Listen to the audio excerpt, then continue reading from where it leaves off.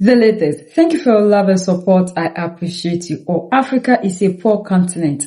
And when the African decided that I cannot take care of myself, it becomes a problem to other people. Now, people are still forcing themselves on us to help us, even when we say we do not need their help. The president of France, Emmanuel Macron, has decided that he wants to tour Africa because Africa is his home. He's also a Pan-African, so for that matter, he loves Africa so much and he needs to be here to help Africans, even when we say we don't need him. But he has just confessed something about Mali, Niger, and Burkina Faso, claiming that they are here to help us, but it's just that our leaders do not want the help. French soldiers were here. If we should have allowed them, what happened in Mali wouldn't have happened. As if we don't know per the journalist's confession what these people are doing backdoor. And that even though the leaders in Mali, Niger, and Burkina Faso have decided to be isolated from the rest of the world, from ECOWAS. But I don't know why Mali, Niger, and Burkina Faso to Emmanuel Macron have decided to be away from the rest of the world, because if it is about their democracy, we know that China is not a democratic country. We also know that Russia is not a democratic country, yet they are still doing business. And if we have decided to move away from the West, have we moved away from the rest of the world? Because we are forming new partnership with other people. We have partnership with Iran. We have partnership with Russia, China. We work with people that we think respects the African. Win-win partnership, not people who come into the continent to decide what they think is best for us. To say that Western Africa will not be present in this room. You have three countries, and I do regret that, which decided, because of the coup and the behaviors of the military people in charge, to put them aside from the rest of the club, by the way, aside of ECOWAS as well and others. It doesn't mean that West Africa is not part of this meeting.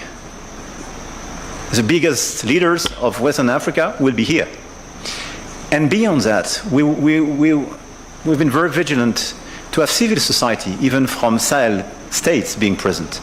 Because we can disagree with some of these governments, quote to quote, but we never disagree with people. We love these people. In Mali, in Burkina Faso, in Niger. So all these people are involved in this conference and in this summit, and we will have a lot of intellectuals, academics, artists, entrepreneurs coming from these countries being present. C'est un peu dans la continuité que je répondrai à votre question. Je n'ai jamais pris as being just one block, our backyard. And this is something I said as of November in the speech I gave in Ouagadougou. So we have no desire with this Africa Forward Summit after the one that was held in Montpellier in 2021. There's no desire to hide anything. No, it's just a way of saying Africa is a whole, and we are really Pan-African, and we believe that Africa is a continent, and that the continent has a lot to build, with the youngest population in the world, a fantastic demographic dividend, and with the greatest growth in the world. The growth of Africa was just higher than Southeast Asia. So we have to take a different look at Africa. And indeed, it is a continent that I want no longer France to consider as our backyard, quote unquote, and in which our CEOs would have guaranteed contracts or partnerships because it would be in French-speaking countries. No, or because France would give some kind of guarantee or insurance that things would happen. No, and that's over since 2017, because way before 2017, our companies had started losing market shares in French-speaking African countries because Africa is a competitive ground. I mean, and rightly so, and because I believe that we need a well-balanced partnership and a fair partnership. So the transformation we've been carrying out for the past 10 years is based on state sovereignty and territorial integrity. There's been a coup in Mali. You don't want France to be in Mali because you don't want to fight terrorism. Well, we'll just leave. No offense. No offense. But the events have shown that this wasn't not the best solution or the best option for Mali. And I would like to pay tribute to our soldiers here who fell. Too many of them fell for the sovereignty and the territorial integrity of Mali between 20 2013 and 2001. But we really rethought or revamped our relationship based on security, not to pull out, but to rebalance things wherever there were bases that were too obvious, that were the remnants of past times. We transformed these French bases as elements of partnership, like we did in Gabon, and we refounded our relationship in Benin, Ghana, Gabon. We reinvented it in Western African countries, and it works. It gives us excellent results in Benin and in Nigeria. We rethought our economic relations. The summit testifies to it. We reshaped the cultural relations, and I mean, when talking about the restitution of cultural objects, the people are saying France would never agree, but it was a true attempt. So we're showing that there is a well-balanced partnership. Western African countries are here, are present, and France, when we see what we've been able to do over the past years with Benin in security, and when we see what we've been doing with Gabon, and what we've done with the president of Senegal, and we'll see tomorrow when we see what we're doing in sports, in culture, or in reinventing our partnership in security with local academies. I mean, we're doing wonderful things. We're transforming things, and we are creating something unprecedented in the relationship between France and the African continent. Now, Kenya, no French president has visited before my visit in 2019. I mean, South Africa has created a strong atmosphere of competitiveness, but I could mention what we managed to do in the past few years with Morocco, or to tell you more about our relationship with Portuguese-speaking countries. So I'm looking forward too. And I can see that we have transformed quite a lot of things in the past 10 years, and we've never avoided French-speaking African countries. I was in Gabon last spring, and next fall I'll be in Gabon, Senegal, and Côte d'Ivoire. And those are French-speaking countries. So we're still moving forward, and we're present through our renewed partnerships with all of these countries. Now, to answer the last two questions that were put to me on Iran and Algeria. On Iran, I think there's a lot of confusion. I think we need to calm things down. You talked about a deployment, quote unquote. Now, there was never any deployment taken into consideration or imagined. No, I decided a few years ago to move the Charles de Gaulle and the frigates that it was escorting and the whole air and naval group over the Jogo to the Eastern Mediterranean to Clermont. It was never a deployment, but we are just ready. And from the beginning, from day one, we say, okay, freedom of navigation. That's the motto. We have to put an end to any blockade, whoever is holding it, and refuse any kind of toll and allow free navigation. We discussed this with the president. The whole African continent has fallen victim to the blockade since the Hormuz Strait was blocked. So we never envisaged, so look at all of our declarations, we never thought about any kind of deployment. That was not what France wanted. We deployed an ad hoc mission co-steered with the British authorities, bringing together 50 countries and international organizations to allow, in a concerted manner, to come into a dialogue with Iran and to ensure, as soon as conditions may allow it, to allow for free circulation in the Strait of Hormuz and free circulation, free maritime traffic for fertilizers, oil, and any kind of other goods. I don't know who is commanding, but this is what France has to say. And I can only call for everybody's quietness. There's too much talking and too much excitement, even in words. And I think we're all the victims of what is going on now. Our fellow citizens in France are paying the price of a war we never wanted. So today, let's try and remain calm and prioritize a peaceful reopening of the Hormuz stage and have priorities in an adapted ballistic and nuclear framework. And France is fully respectful of the rule of law and international law.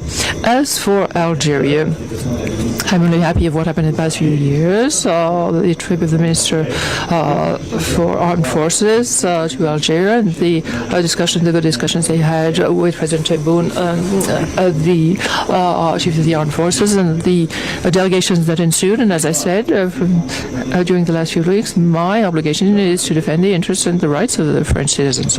And our common interest is to have a peaceful or a peace relationship and constructive relationship with Algeria, which needs to be respectful on both sides and bring solutions on all topics.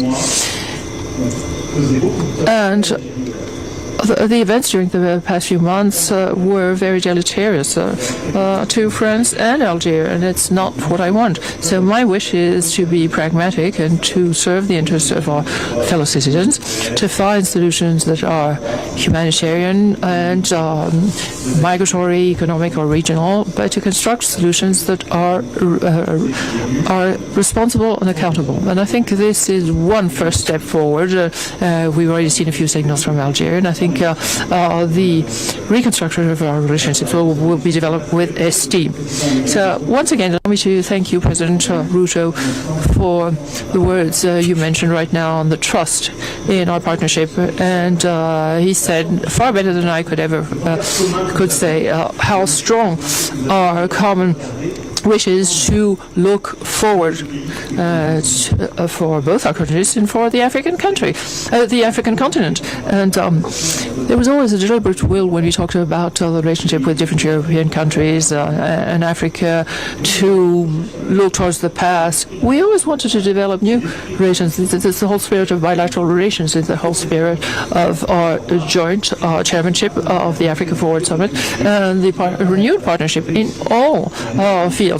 And this is what is going to allow both our countries to succeed and to succeed with Africa. If Emmanuel Macron today is talking as if because France has left Mali, that is the reason to which we are seeing this attack, then it has just confirmed to what the journalists said the very first day, the 25th that this thing happened, that if France was there, it wouldn't have happened. As if we didn't know that France was in Mali, Niger, and Burkina Faso for over a decade before finally they were kicked out. And even when they were there, these TT groups were still working. They were so strong. Instead of these people reducing, they were increasing in faith, increasing in numbers, increasing in logistics. And when we listen to the journalist's confession that he gave us, we can see clearly the people behind closed doors. When he went ahead to tell us that even at the initial stage, France wasn't ready. But finally, they managed to convince France, and France joined. So we know who are behind the T attack. So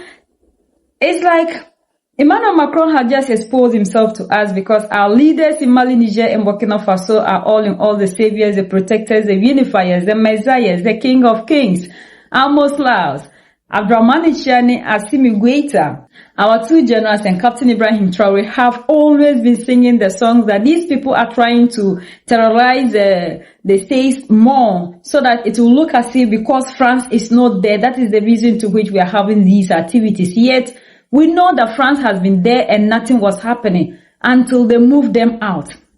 Like the Mauritanian MP asked, that if France, Europe, and the United States of America said they have the intelligence, how come they are not seeing that there are people who always come to take care of these people, bring them equipment that they need, they feed them, they come to their hospitals. Besides that, we are talking about sovereignty, and sovereignty and independence doesn't mean that we should still continue to be dependent on the West for everything. Besides, the United States of America army or the troops were there. We saw the bases, yet the TT groups were still there. Look at Nigeria, that is a democratic country that is still part of the world. What are we not seeing? What have you done to save the people in Nigeria before you now point a finger at the leaders in Mali, Niger, and Burkina Faso? Other people are so excited, like William Ruto, and claim they are going to strengthen their ties. And we understand when they talk about ties, because the African has never strengthened its ties with the brother.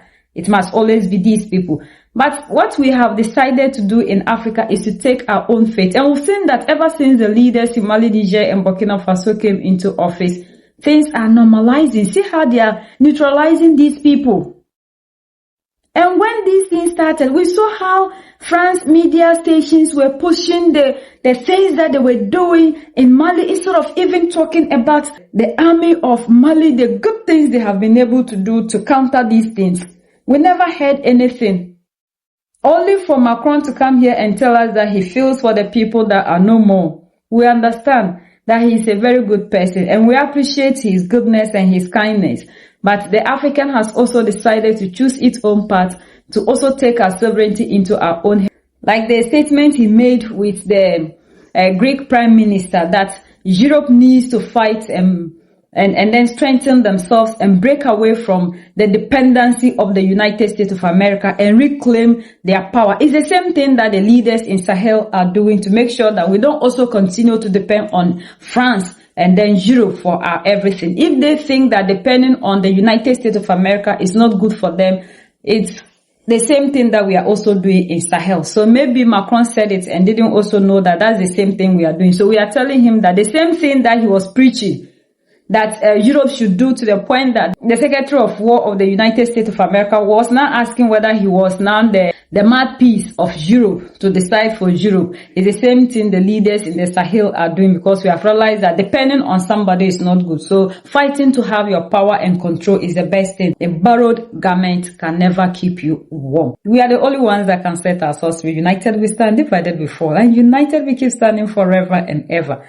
The greatest enemy of the African is mental slavery. So let's decolonize ourselves from mental slavery. Let's keep sharing to educate our brothers and sisters. Together we make Africa great for ourselves and the next generations that are going to come. So that's the latest around the world in Africa, East Africa, and in Kenya.